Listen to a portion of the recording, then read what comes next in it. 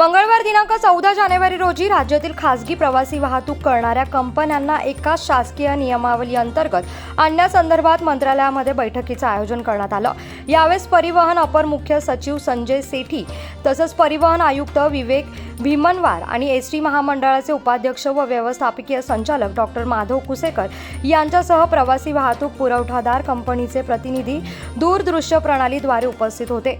ओला, Uber व रॅपिडो सारख्या खासगी प्रवासी वाहतूक करणाऱ्या सर्व कंपन्यांना एकाच नियमावली अंतर्गत आणणार असल्याचं परिवहन मंत्री प्रताप सरनाईक यांनी सांगितलंय।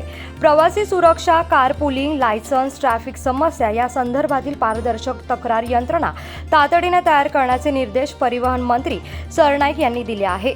रोजगार निर्मिती हा यामागील उद्देश असल्याचं देखील ते म्हणाले। तर खासगी वाहतूक व्यवस्था सुस्थितीत असलेली वाहने आणि प्रवाशांची सुरक्षा, हेल्मेट तसेच महिला चालकांची सुरक्षा, तत्पर सेवा या बाबींचा वाहतूक धोरणामध्ये समावेश करण्यासंदर्भातील सादरीकरण यावेळेस परिवहन आयुक्त विवेक भीमनवार यांनी केलं आहे। एसटी कर्मचाऱ्यांसाठी प्रत्येक जिल्ह्यात एसटी जागेवरती 25 तर बोरिवलीत 100 खाटांचे रुग्णालय उभारणार असल्याची माहिती देखील परिवहन मंत्र्यांनी दिली आहे।